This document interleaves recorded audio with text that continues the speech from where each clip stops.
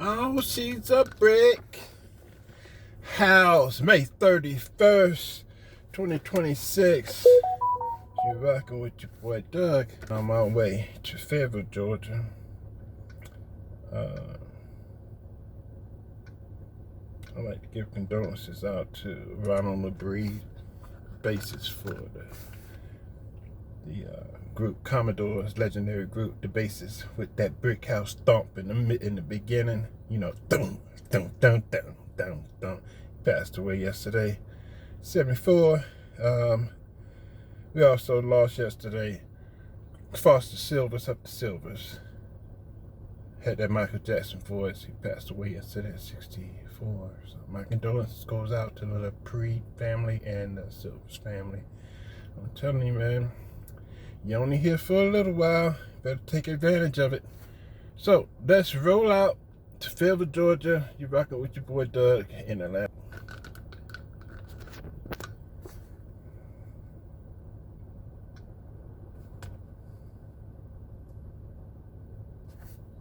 Look at that waterfall, man. Oh, look at that water.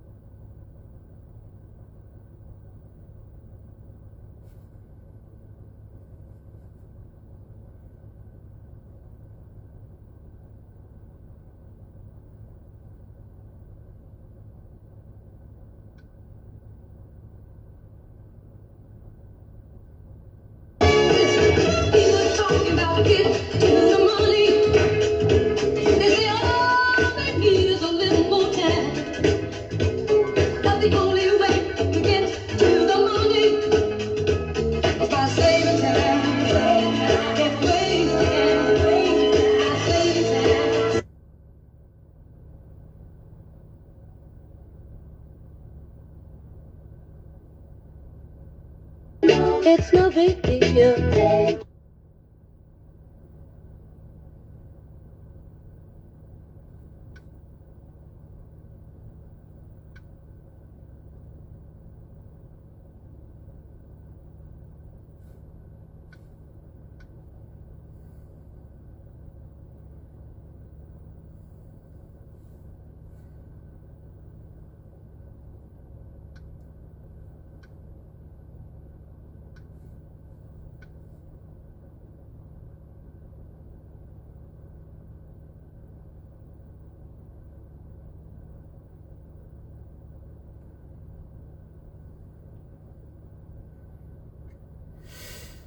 All right, guys, let's take off.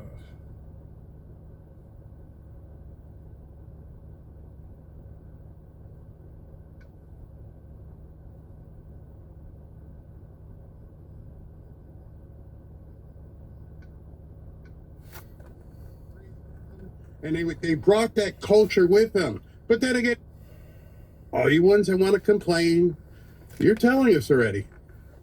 You're telling us you don't support America. And if you don't support America, and this is where it's going to get hard for you, if you don't support America, you are my enemy. I don't need you to follow Donald Trump. I don't need you to be happy about MAGA. You can hate MAGA. You hate your country, you're my enemy. That's it. That's what I got for you. I mean, it's just that simple. So we're going to show you in a little bit. We're going to talk about some people that are like you, but you probably don't realize they're like you. SB, what you got, man? Hey, good evening. Man, that's a great intro. I'm going to read something that, in case some patriots have just forgotten, our flag does not fly because the wind blows it. It flies with the last breath of every soldier who died protecting it. Yeah. I love that. Who said that? It's a meme. It's amazing. Absolutely amazing. Wow. Yeah. I have, just to let you guys know, I have like 60 truth post to go over. We'll have to do that probably in between commercials while Laura's talking. But he was prolific today. I mean, and it just seems like every post was about being patriotic. I love it. I mean, I grew up, the same time as you did, and I remember being in school with my hand on over my heart, reading, the Pledge of Allegiance. Yeah. I posted it in the chat earlier, and I haven't forgotten it. I mean, I don't know why is being a patriot such a bad thing? It's just like MAGA. Trump posted something where he talked about why is it bad to be a patriot, like making America great again. They're so delusional that TDS is just totally warped their thinking in their minds, and some of them are never going to come back. Some of them have. We like Christina in the chat. She was a Democrat. She saw the light, and I'm glad she's with us. But she saw a different light, a light that is basically superlative to anything else. She became a Christian. And then that light, you get the big spotlight once you put that light on. And so it wasn't a matter of changing parties. She changed her entire perspective, thank God. Yeah. Well, I had some other stories, but I want to keep it all positive. I had the one about the Boston mayor.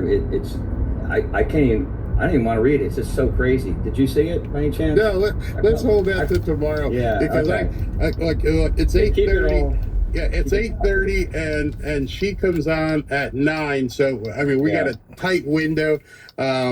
So let's get ready and start the show, because there's a whole. I mean, I'm gonna go through hopefully all these things after she talks. But I know that because they're network, it won't be late. She'll be on at 9 o'clock. So we're gonna run.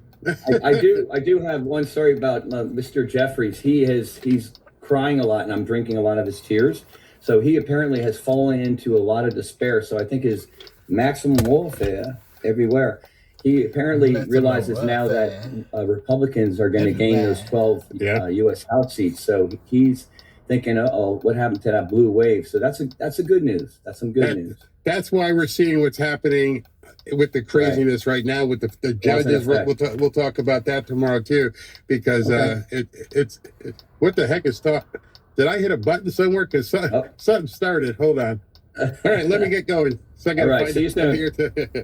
All right. If you're over 45 and you've noticed your ankles swelling, one man who refused to back down. One man who stands between us and them. One man that wants to see America protected again. One man who wants to see America prosper again. One man who understands that a man is a man and a woman is a woman. One man who understands and protects the blessing of life. One man who wants to restore American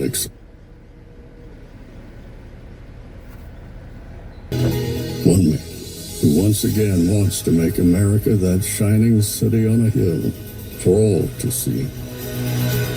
A place where all the people of the world glowingly set their eyes upon.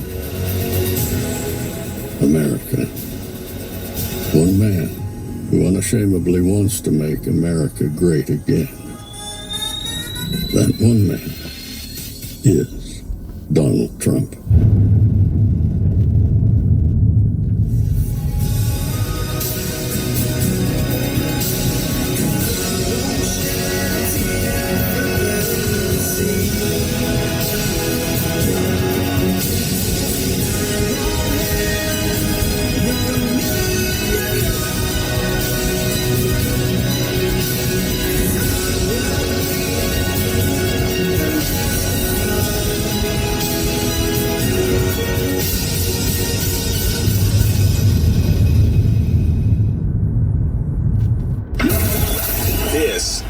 I got a really nice $100 super chat on Rumble, and it's from a gentleman. His handle is Jitterroot. He says, Barry, come do security for my band when we play in West Palm.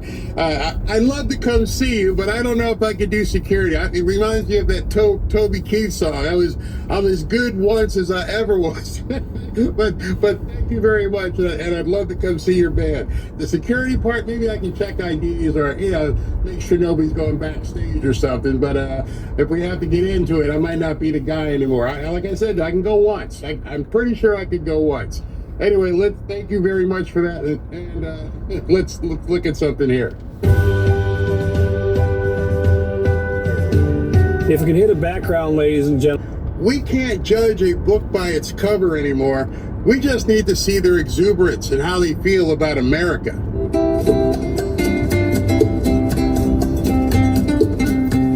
I think New Mexico, in and of itself, has a lot of charm.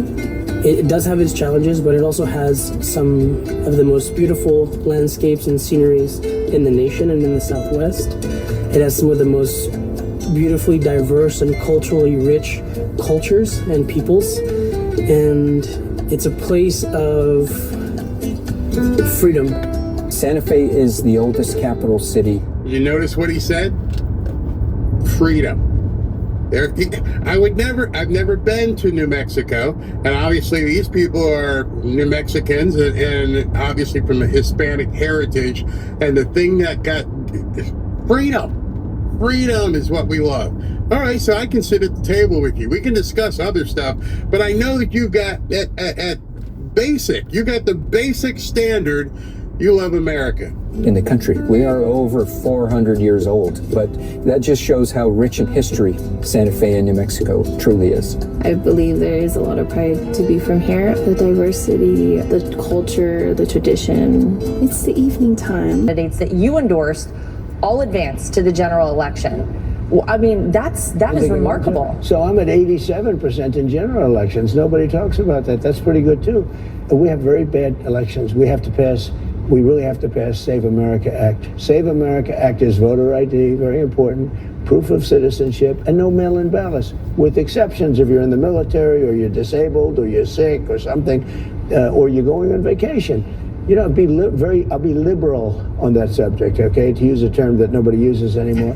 But no, with exceptions. And the mail-in ballots, no other country in the world is doing mail-in voting anymore because it's a fraud. You cannot keep it honest. There's no way of keeping it honest.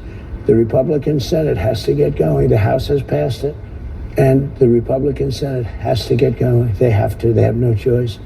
One of the things I'm proud of is that, and I like John Cornyn. He's a good guy, but I think that we need some change. And Ken Paxton's going to be great. But if you remember, Ken Paxton he lost the primary by 2 points, and then he won by almost 30. That was after I endorsed him. So he lost the primary by 2, and then he won by 30 after I endorsed him. He won by 30 points. And I think he's going to be a great senator. So next week in California, they will hold their primaries for their governor's race. And obviously, people are paying very close attention to the mayor race there in Los Angeles. Spencer Pratt has come out very hot. People are interested in this. You endorse Steve Hilton. Any predictions for what we might see happen in California, despite the fact that we know it's a little wonky there? They don't have voting booths. Everything's by mail.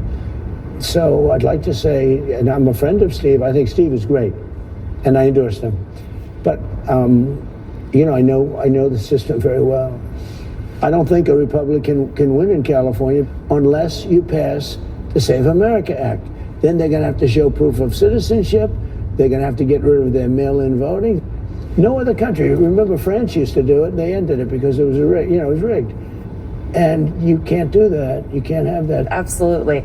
Last week, you had the Giants quarterback, Jackson Dart, join you on stage at a rally. And as predicted, I think we could all predict it, all of the haters, all the crazy people came out for him, showed him a lot of animosity for being on stage with you.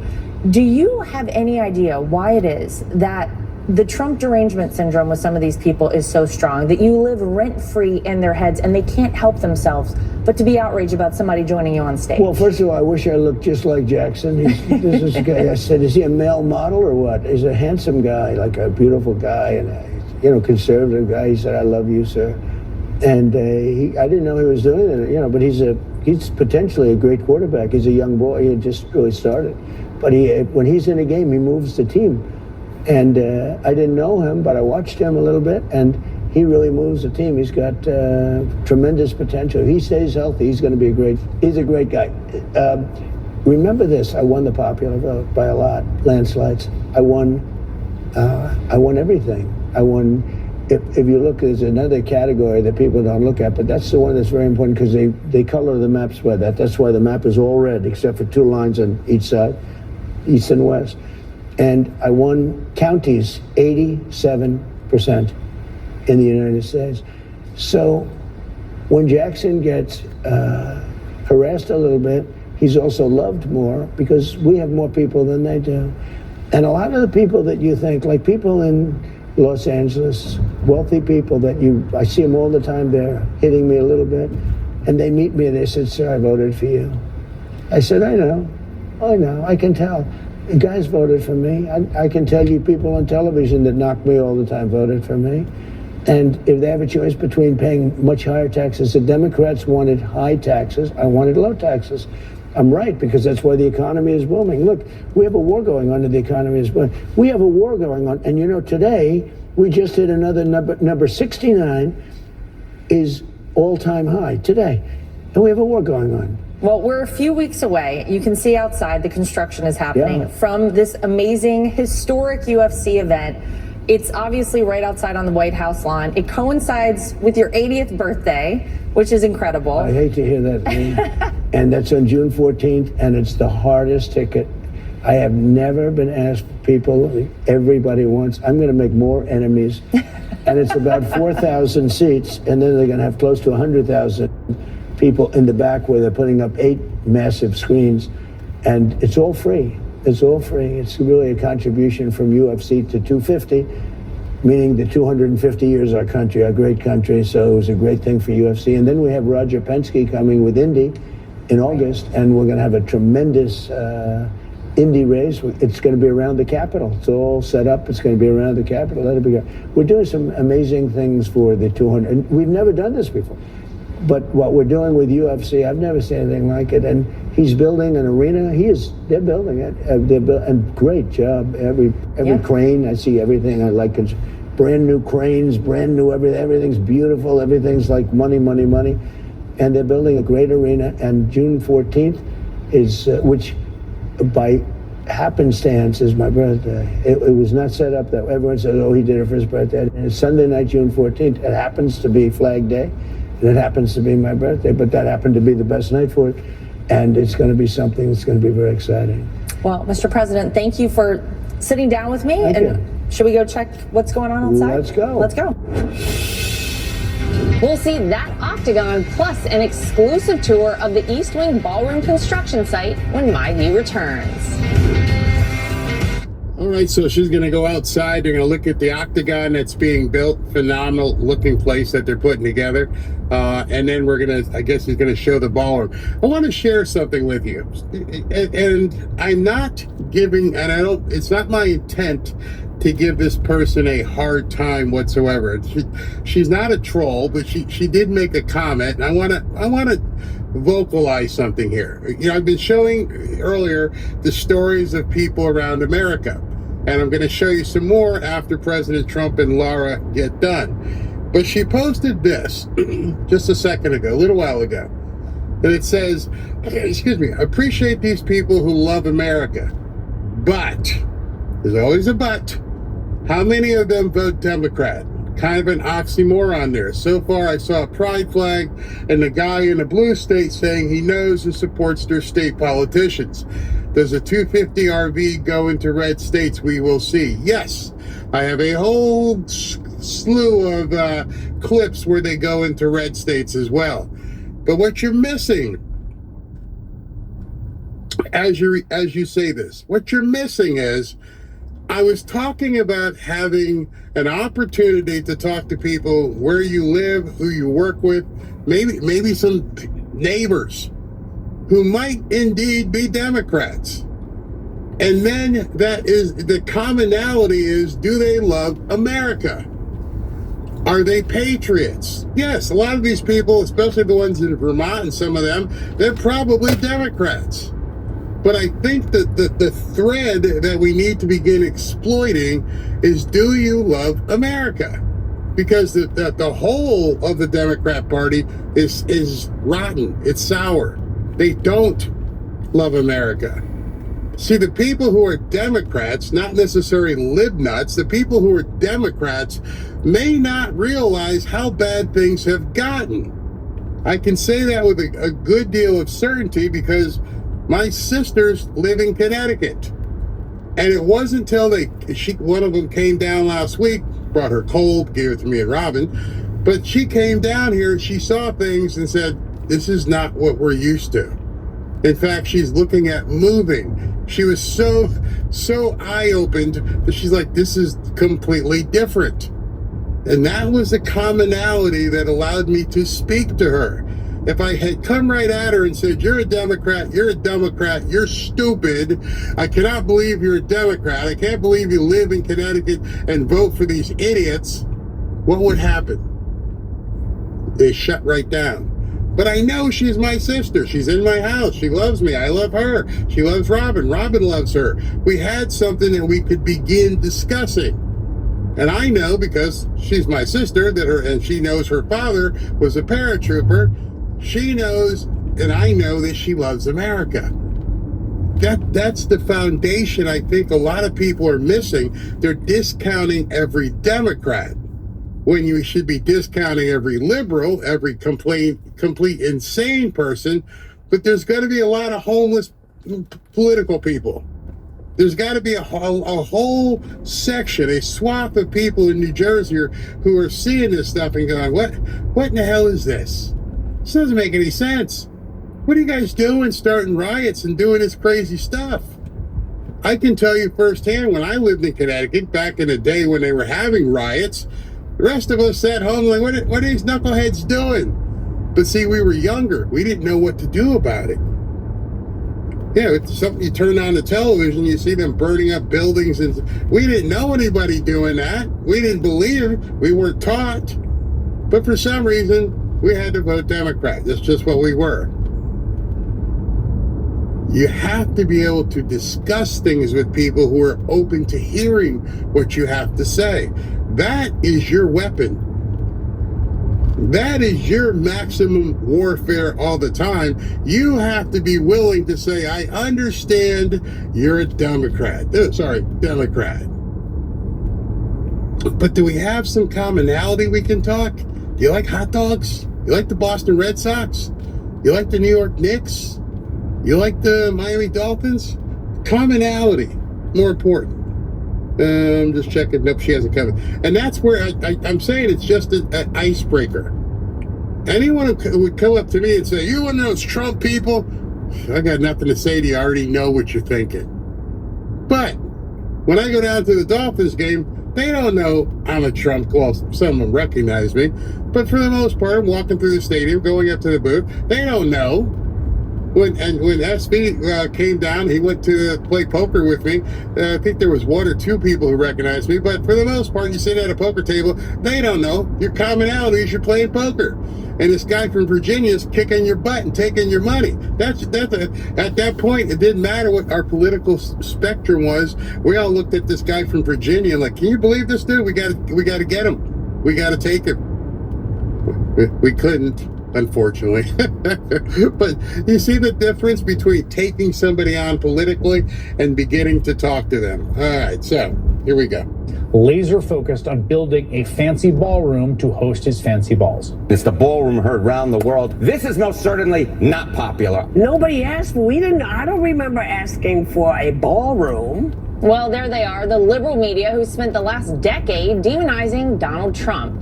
And we've seen the results of their dangerous rhetoric. This president has faced too many attempts on his life. So it makes sense that he'd want a secure place to host formal events, not only to protect himself, but to protect our leaders for generations to come. Unsurprisingly, those same left-wing pundits are melting down over the ballroom project. So what's all the fuss about? Well, I got an exclusive tour of the construction site from the president himself to find out what's really going on. This will be the entrance into the ballroom. The ballroom will be right here. This is a beautiful glass tunnel. Beautiful tunnel that goes right into the ballroom. Ballroom's right there. Pretty good, right? You've had so much fun, I feel like, designing this. Well, I did. It's going to be one of the greatest. I would say it will be the greatest facility of its kind ever built, by far. There'll never be anything like it. And we're ahead of schedule. We're right on budget. That's perfect. And it's a gift from me and from great patriots that, it's going to cost the country nothing. But you still had Democrats and people try to stop you with legal challenges, and it's like, well, they want to stop crazy. Only because it's me. If anybody else were doing it, they'd say, but they want to stop it. No, the ballroom is a gift to America from me and from Apple and from lots of great people and companies. And $400 million. It was going to be $2 million, and we doubled it up because they needed more space. The military's involved. The Secret Service is involved. It's a very secure, most secure facility ever built. And obviously, with the way the world is now, that's very important. When you have President Xi, you have the King and Queen of England. We had the King and Queen in this room. Yeah, right here. But we could hold 107 people. And we would have had 2,000 people. We're going to have one that nobody will have anything like what we have. So, but you come in, and you have the entire White House main floor, cocktails, everything. And then they go into the door, and they go into the dinner. They have dinner. You're also doing a lot, and we can walk outside here. You're doing so much to beautify Washington, D.C. You have the Triumphal Arch. Tell me about the design of that, because I know you showed me a couple versions. It's going to be very much like the Arc de Triomphe in Paris, except a larger version, more beautiful even, but that's my favorite one, but more beautiful. It'll be built right by the Arlington Bridge, the Arlington Memorial Bridge, which is beautiful. It was planned for 200 years already and never got built. They actually started it, and it stopped during the Civil War. They had the Civil War. That was a good reason. They started it. They actually built some cornices and things, but it's going to be fantastic. It was meant for it. It was meant for it. The Circle's been there for almost 200 years, and they never got it built, and we're going to get that built. We're doing one that's really interesting, the Reflecting Pond. It was a disaster, built in 1922. President Obama spent $100 million and destroyed it further. And then Biden got involved and spent a lot of money and destroyed it. And I'm going to spend a tiny fraction of that money. And it should open in about a week. It was going to take them 4 years to get it built. Crazy. And it's going to take me about 4 weeks. Well, I think you talk to people who live in D.C. and they will say that it was just overrun with algae and it was green and murky. Yeah, that's beautiful. And if you lay it on its side, it's taller than any building in the world. It's over 2,000, almost 2,500 feet long. And it leaked. It had stone. They had a process. It was going to cost $400 million. It was going to take 4 years to build. I'm doing it for probably $15 million. I'm doing the super job. And it's going to take me a few weeks. Think of that. I know. And it's going to be much better. I'm using swimming pool material. It's going to be blue, beautiful blue, which is what they always wanted. So we've been working on it for the last 5 weeks, and it's going to be incredible. And it's going to open in another week or so. I want to open before July 4th. That's the main thing. So this is the great White House. Never a dull moment around here. You got things going all the time. I do. 6 a.m. to 11:30 p.m. See, we're fixing. These are the greatest fixers there are. These guys have more talent. How's it coming out, fellas? Good? Better than you thought even, right? Then I'm going to put you in the front where the cars come in. You know, they have like 200 coats of paint. We're going to strip it and make it good. Good. This is looking good now, huh? Thank you, fellas. Great job, guys. So this is the arena that's being built for UFC. It is huge. And it's right at the front door to the White House. And you'll never see it again. It's never happened before, and you'll never see it again. And it's great. And the UFC is going to have all of their best fighters, the best fighters in the world. They're all coming that night. They all say, we want to fight at the White House.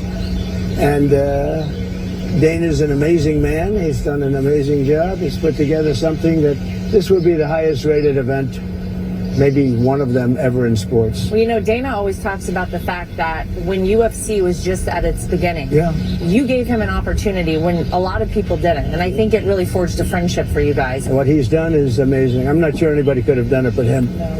You don't usually say that, but not many people could have. He's a very special man. But this is going, and it's all free. It's going to soldiers. We're going to have over 100,000, maybe 100,000 people in the park across the street. 8 giant screens, and all free. Great. All right. Now let's check out what we got. The main event here. See the people working on the White House walls. Constant work going on around here. Construction. Yeah, well, it's going to be. Cranes. When I leave, this will be in the best shape it's ever been in. And this is far more than a ballroom. Like you said, this goes down. This is a massive complex. stories. Yep. This is a massive complex and very much related to the military, very much related to Secret Service. And what is... Well, we'll have this. I'll have this. Actually, the funny thing is that from the standpoint of usage, other presidents will have it for 200 years. I'll have it for about 6 months. In other words, when it's finished, I'll only have it for I'll only have the use of it for 6 months. It's a great facility, and we're going to have the inauguration here. Oh, wow. We'll have the inauguration here. It's going to hold, like, I had mine in the Capitol. In the Capitol, I had 902 people, and it was still beautiful, but it was 902 people, and it's not safe like this. This would be totally safe. I'm going to look over here anyway, because I want to see what's happening. Pretty good, fellas, huh? Well, the best part is this is what you used to do as a developer. This is what I did. I did this better than anybody. Although your man is very good. Eric, I have to say, Eric Trump is a really good builder. Yes. He has the gene. Yep. He has a gene that I have. I have my gene, and Eric really has it. He's done a great job. He's a fantastic builder. He looked at this, understood it immediately. Look at the pipes. Look at the amount of rebar in there. That's not a normal situation, is what I'm saying. This is not what you do for a normal floor. Look at that. It's all rebar. Now, how often are you coming out here to check the progress? Well, a lot. Yeah.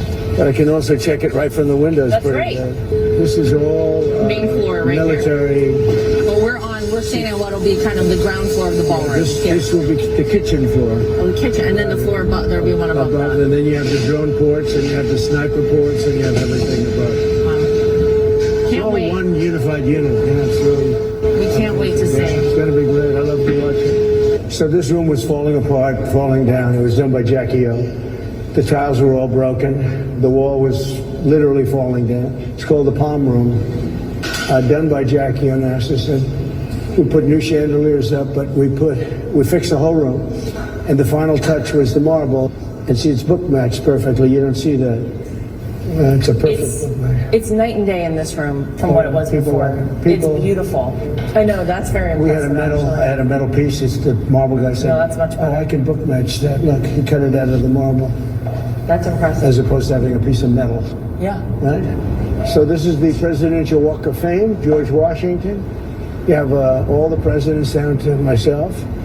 And this is a brass plaque.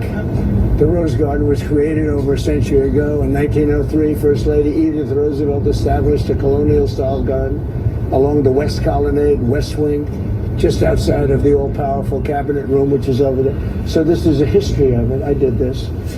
And this is like, most people would put brass on top of a piece of wood. It would be called laminated, and then in about 2 years, you'd see the brass falling on the floor. We'll delaminate. This is solid brass. Same thing with this. This is all solid, beautiful, solid brass. And this is all the presidents. And then we make the turn for future presidents to make the turn and they go up. This granite was just put, the floor was badly broken. It was slate. Slate's not a good flooring material to start off with. And, oh, you haven't seen this yet, have you? No, this is the first time I've seen the whole thing done. You were finishing it last time. It's highly polished. It looks beautiful. And this is now black and white goes together. Great. Always black and white is a good combination. I think I told you I like the darker on here. And this is all granite. This stone can last 1 million years. This is the highest. It's already easier to walk on than what was here before. It's great. Well, the other was broken. But I think we got to acknowledge everyone's favorite one. Well, you have Barack Hussein. We give a description, and you have the guy with the auto pen. So these two are definitely favorites. This one gets a lot of attention, though. I'll move over here. So this one is Sleepy Joe Biden, and that's the auto pen, and we use that because he signed almost everything with an auto pen. He didn't sign it himself because he wasn't capable enough to do it. And it's a disgrace that could have happened to our country. Absolutely. A real disgrace. So we talk about it here. And here's your new walkway right here. It's just This just opened last week, actually. And I replaced the stone because the stone was literally all broken. And if they walk to the Oval Office and the West Wing, this leads to the West Wing, and they're walking on broken stone. So It looks great. Come on inside. I'll take you inside. And we finish off at the Oval Office, which Not is bad. the most powerful office anywhere in the world. People walk in, even the King and Queen of UK, the United Kingdom. King Charles walked in last week with his great wife. She's terrific, Camilla. And she looked and she said, oh, this is the Oval Office. And, you know, they have Buckingham Palace and places, but the most powerful room in the world right here. We are so grateful to the president for being incredibly generous with his time this week. And up next, one of his endorsed candidates joins the show. Bruce Blakeman on his mission to flip New York and give Mayor Mamdani a reality check. Coming up next.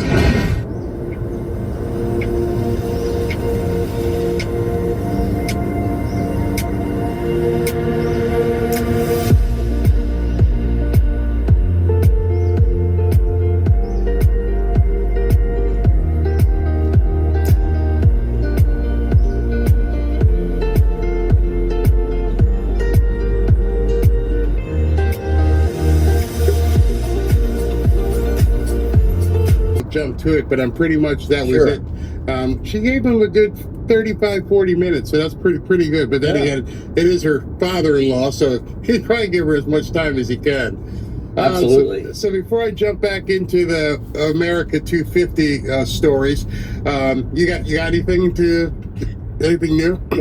Yeah, I sent you something on X. It's a 19-second video. Stephen Miller reposted it from the Homeland Security. So he basically, they arrested one of the, they purple walked one of the guys at the ICE location. He reminds me of Palatine from Star Wars because he's got the black hood. His face looks green. It's like, I will get you. But Homeland Security says, reminder to all rioters, obstructing and assaulting law enforcement is a crime and a felony. Anyone who assaults our officers will be arrested and prosecuted to the fullest extent of the law. Is this the biter? Is this the guy who did the biting? No, this is what just happened tonight. That happened earlier tonight. Wow. So another perp walk. Yeah. Yes. Pretty But, crazy. I mean, the guy definitely looks like something from, the Death Star. Yeah, I can't show it because YouTube might have a problem with seeing somebody getting dragged off like that. Oh man, that's a shame. Yeah, because I remember remember when what's his name, Nayib Bukele, and he was doing stuff and he showed those guys being brought into the prison. They got all kinds of pissed off because I showed that. So they don't. I don't know. I guess that whole innocent until proven guilty type thing, it does work. So they don't like seeing it happen. Well, I did post it in the chat for anybody who's interested. The link is in the chat if you want to watch it, and it's on Rumble chat as well.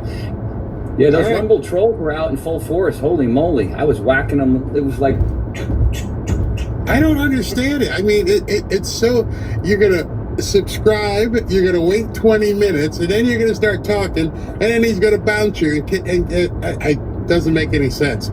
Whoever sends them out is not doing a good job because they're not gonna last. I'm enjoying it. Oh my gosh! I give them my usual send off too, a little message to them, which probably infuriates them, and they punch their phone or they punch their monitor in their mom's basement. So I love it. I wonder if they think it works. That's the other thing. You're sitting here to be an ass, and all you're doing on everybody's screen is trying to disrupt. But do you think it works? I don't know. No, it doesn't work. That's all they have is that maximum warfare everywhere, all the time. All right, so I'm going to pick up the video where we left off with the people telling the stories. And when Trump came on, you were listening to a black woman who was singing like an old Negro spiritual. So she's going to tell you who she is and where she is. Let's go ahead and jump on that real quick. Thank you.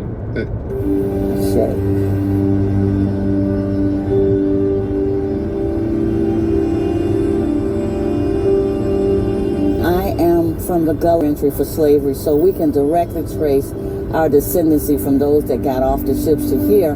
And so those tribes, they're connected to us. The Mende tribe, They were the rice growers, and so my DNA shows that I'm from that area.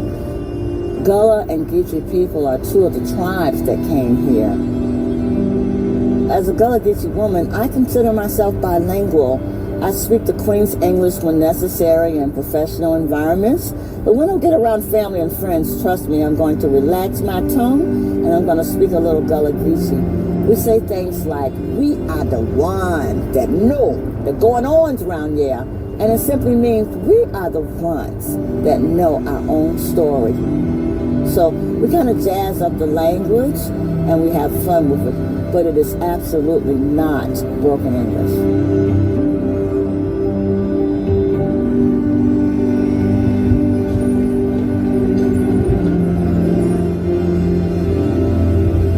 This is the Chattahoochee. The way that you can kind of pronounce it is like Chatta and then Hoochie. A lot of people abbreviate to the Hooch.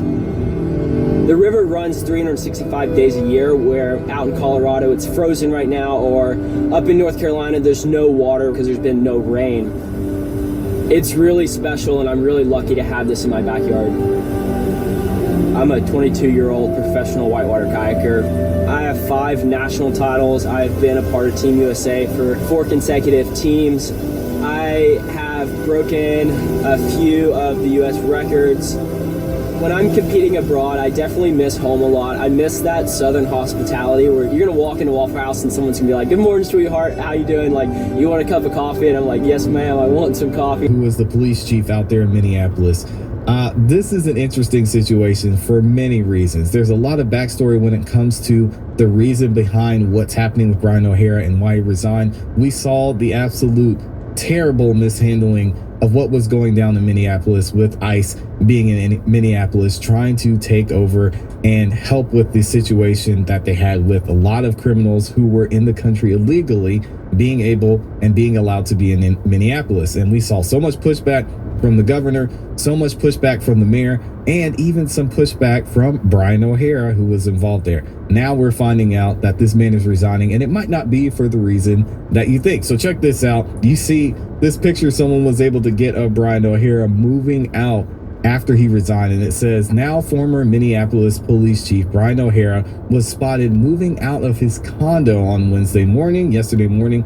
Looks like he was in a hurry to get out. The tipster said, yeah, probably didn't want a lot of publicity going to that as well. Now, we're going to check out this video from the local news and find out exactly what's going on in this situation and who's going to replace him moving forward, which is going to be key in this conversation. Check this out. Breaking news at 10, Brian O'Hara is out as Minneapolis police chief. In just the last 2 hours, Mayor Jacob Frey announcing he accepted O'Hara's resignation today after allegations he interfered with an investigation into his conduct. Good evening. Thanks for joining us. I'm Kevin Holmes. And I'm Julie Nelson. Mayor Frey called O'Hara's actions a breach of trust. The mayor held a press conference about 2 hours ago. Let's get right to Raya Katene live at City Hall with what he had to say. Raya? Well, this is really all surrounding a 14-page report, which I have read through tonight, involving a now year-long investigation into Minneapolis Police Chief Brian O'Hara and allegations of sexual relations involving himself and at least one other city employee.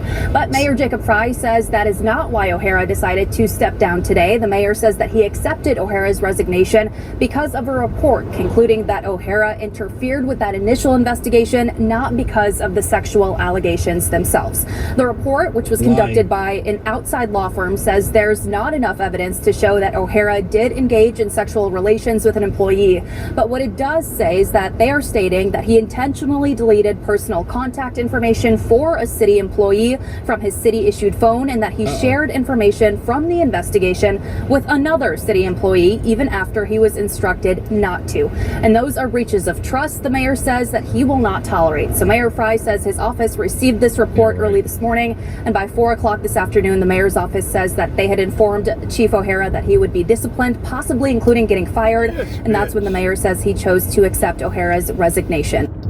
Wow. So there's a situation there, what's going down. Not surprising that these officials are doing what they do in their office, as we talked about in another video, in their chambers even, because we see this happen all too often. I hope it was worth his career. And even with this investigation with him resigning, it's not a great look because, as many of you may know, he is married. So I don't know how that plays into the situation as well. All right, so the chief resigned. And of course, we're going to hear from Mayor Jacob Frey on this and see what he has to say about the situation, because he wrote an entire response and then a whole letter about this man resigning and what was going on behind the scenes. So this is actually a written reprimand to Chief Brian O'Hara from Jacob Frey, which is hilarious. This letter is to inform you that I have decided to take the following disciplinary action: written reprimand. Oh no, that's terrible. The reason for this written reprimand is that your conduct, as substantiated by a neutral investigation, constitutes serious misconduct as described below. An investigation into your behavior substantiates that you interfered with a prior investigation. Basically, he lied and tried to cover up evidence. The prior investigation included allegations that you engaged in certain adult activities with a city employee. The original investigation. The current investigation substantiated that you interfered with the original investigation by knowingly and intentionally deleting a contact card for an employee from your city-issued cell phone during the original investigation in an attempt to shield the evidence to your connection to the city employee from the investigators. And then the second thing was he disregarded explicit instructions not to discuss any aspects of the original investigation with anyone by disclosing to another city employee that your city-issued phone had been taken from you for the investigation. That second one seems kind of petty. The first one, obviously, destroying evidence could be a big deal. Although the investigators have concluded that the underlying allegations from the original investigation remain not substantiated, your interference with the investigation risks the integrity of the investigation and constitutes a significant breach of trust. MPD is working diligently to reestablish trust with the community, and the MPD police chief, or chief of police, is held to a high standard. Well, what standard do we hold the mayor to? Because the way that the situation with what was going on with ICE was handled there was absolutely atrocious, and they stood 10 toes down. And I feel like in some ways, Brian O'Hara is taking the fall for that. As chief of police of this department, trust matters immensely. It is not secondary to the job, it is the job.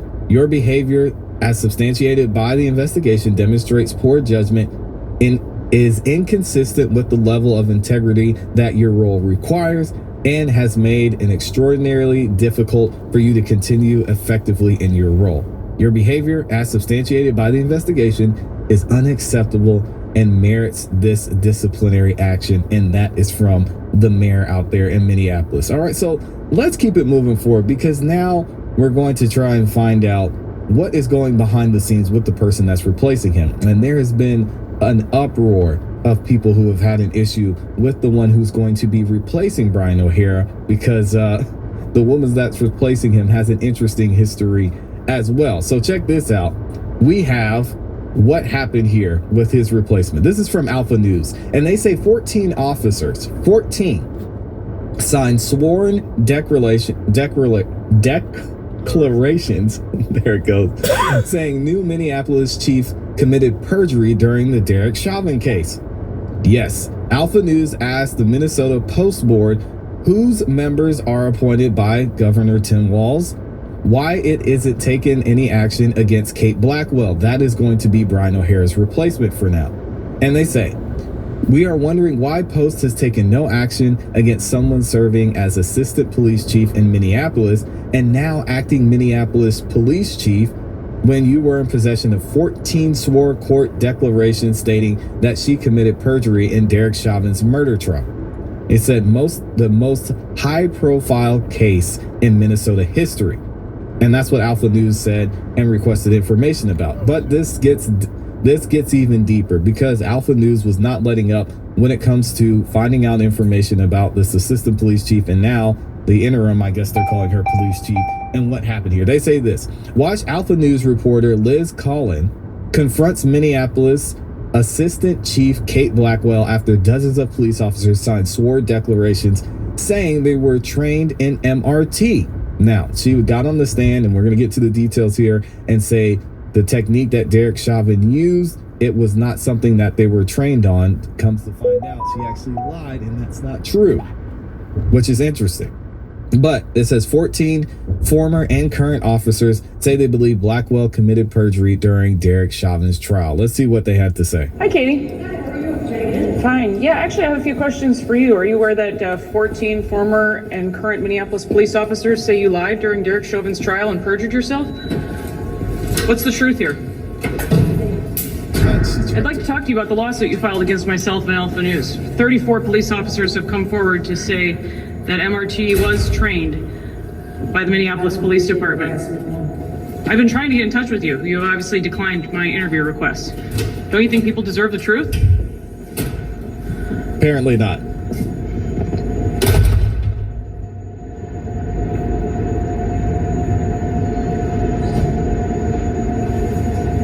Hi, Katie.